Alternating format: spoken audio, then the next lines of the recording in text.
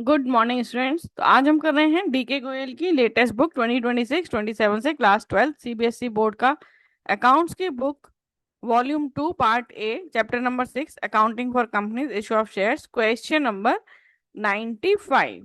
ठीक है।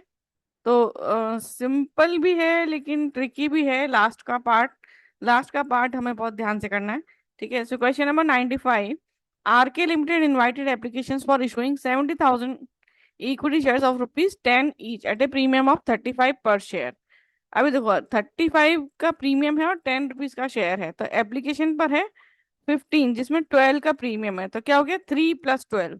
अलॉटमेंट में 10 है लेकिन प्रीमियम 8 है, तो हो जाएगा 2 + 8। And balance on first and final call. तो ₹10 का शेयर, एप्लीकेशन 3, अलॉटमेंट 2, तो फाइनल कॉल 5 हो जाएगा। प्रीमियम 35 है तो एप्लीकेशन पर प्रीमियम 12 है, अलॉटमेंट पर 8 है, 12 + 8 20, और रिमेनिंग जो है 35 - 20 15, वो हो जाएगा फर्स्ट एंड फाइनल कॉल के समय पर हमारा प्रीमियम। फिर क्या हुआ, एप्लीकेशन रिसीव फॉर 65,000 शेयर, यानी अंडर सब्सक्रिप्शन का केस है।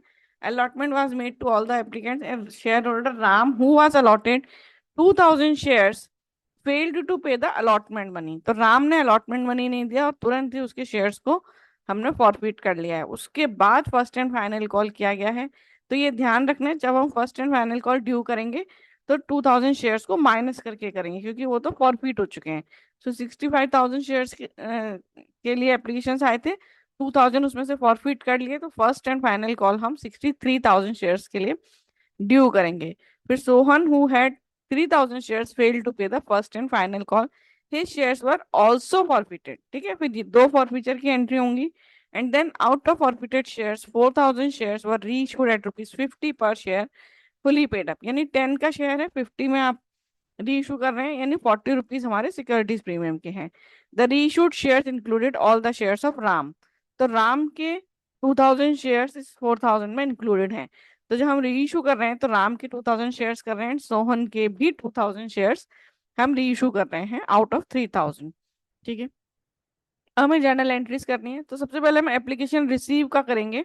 Application money receive, so bank account debit to share application account. So application money received on 65,000 shares at the rate ₹15 per share. So 65,000 into 15, 9,75,000। फिर application money को हम share capital में transfer करेंगे।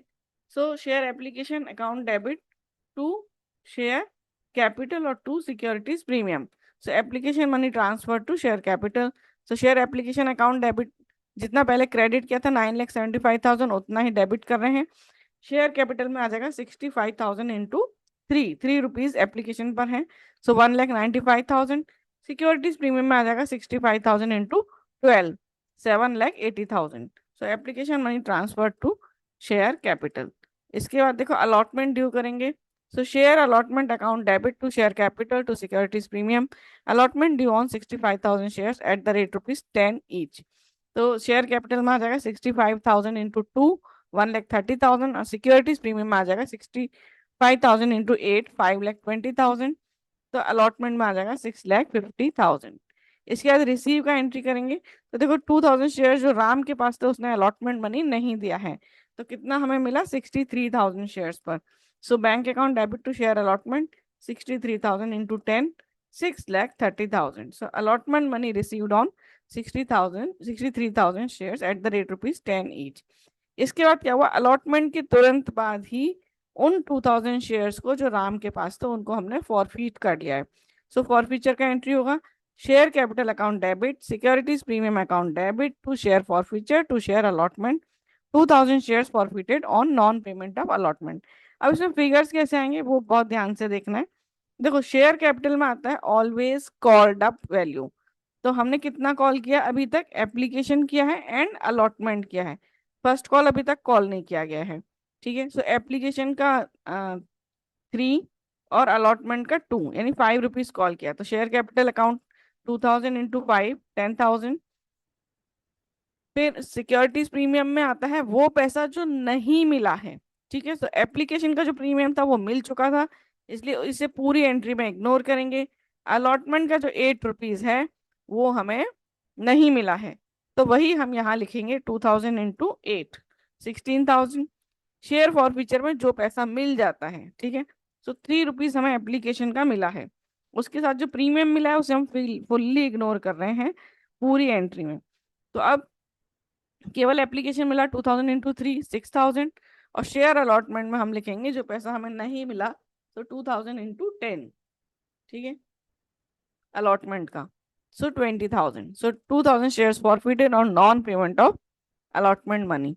तो ये सारे फिगर्स बहुत ध्यान से रखने हैं। शेयर कैपिटल में ऑलवेज कॉल्ड अप वैल्यू आता है, सिक्योरिटीज प्रीमियम डेबिट तभी करेंगे जब अमाउंट पे नहीं हुआ है, शेयर फॉरफीचर में जो अमाउंट मिल जाता है, और शेयर अलॉटमेंट में जो अमाउंट नहीं मिला है, ठीक है। अब हम कर रहे हैं first and final call due, so share first and final call to share capital to securities premium. तो यहाँ पर भी ध्यान देना है कि हमें 63,000 शेयर्स पर ही ड्यू करना है अमाउंट, क्योंकि 2,000 शेयर्स फॉरफिट हो चुके हैं। सो 63,000 इंटू 5, 3,15,000, एंड प्रीमियम में आएगा 63,000 into 15, 9,45,000। So share first and final call में आ जाएगा 12,60,000। फिर हम रिसीव का एंट्री करेंगे। अब क्या हुआ, फिर से 3,000 शेयर जो सोहन के पास, तो उसने फर्स्ट एंड फाइनल कॉल नहीं दिया है, सो बैंक में आ जाएगा 60,000 इंटू 20, 12 लाख। कॉस्ट एरियर में आ जाएगा 3,000 into 20, 60,000 to share first and final call account 12,60,000। So first call money received on 60,000 shares. फिर हम करेंगे वो जो 3,000 शेयर सोहन के पास थे उनकी फॉरफीचर का entry. So share capital account debit, securities premium account debit to share forfeiture to कॉस्ट in arrear, 3,000 shares forfeited on non payment of first and final call. तो देखो शेयर कैपिटल में आएगा कॉल्ड अप वैल्यू, तो इस stage तक पूरे 10 rupees हम कॉल कर चुके हैं application allotment and first call. फिर सिक्योरिटीज प्रीमियम में आएगा जो पैसा नहीं मिला है, सो एप्लीकेशन एंड अलॉटमेंट का सिक्योरिटीज प्रीमियम मिल चुका है, तो वो यहाँ कंसीडर नहीं करेंगे, केवल फर्स्ट कॉल का सिक्योरिटीज प्रीमियम नहीं मिला है वही कंसीडर करेंगे 15 रुपीज का। सो 3,000 इंटू 15, 45,000। शेयर फॉरफीचर में आएगा जो पैसा मिल चुका है, तो एप्लीकेशन एंड अलॉटमेंट 3 + 2 5 मिल चुका है 15,000। कॉल से नियत जो पैसा नहीं मिला है इंक्लूडिंग सिक्योरिटीज प्रीमियम, तो 3,000 इंटू 20, 60,000। तो देखो डेबिट क्रेडिट सेम आ रहा है 75,000, तो फॉर फ्यूचर का एंट्री हो गया। अब री इशू का एंट्री करेंगे कि 4,000 शेयर्स हम री इशू कर रहे हैं एट द रेट ₹50। तो देखो bank account debit to share capital to securities premium, so 4,000 into 50 bank में आएगा, शेयर कैपिटल में आएगा 4,000 into 10 face value, securities premium में आएगा 4,000 into 40, 1,60,000। So 4,000 shares reissued at the rate ₹50 each. फिर है share forfeiture account debit to capital reserve, net gain transfer to capital reserve.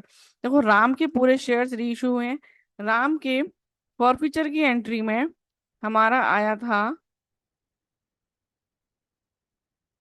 ये forfeiture में 6,000, ठीक है, ये वाला 6,000, तो ये 6,000 हमने लिया,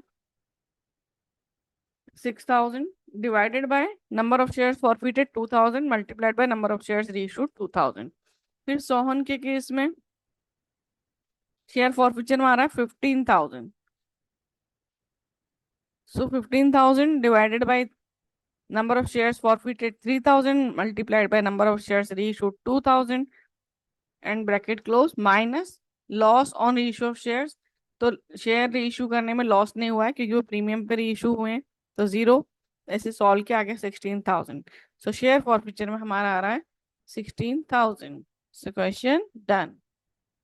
ट्रिकी तो था क्योंकि 2 बार हमने शेयर फॉरफिट किए हैं, और कौन सा सिक्योरिटीज प्रीमियम आएगा कौन सा नहीं आएगा वो ध्यान रखना है, ठीक है, और कब आएगा कब नहीं आएगा, ऑल दैट।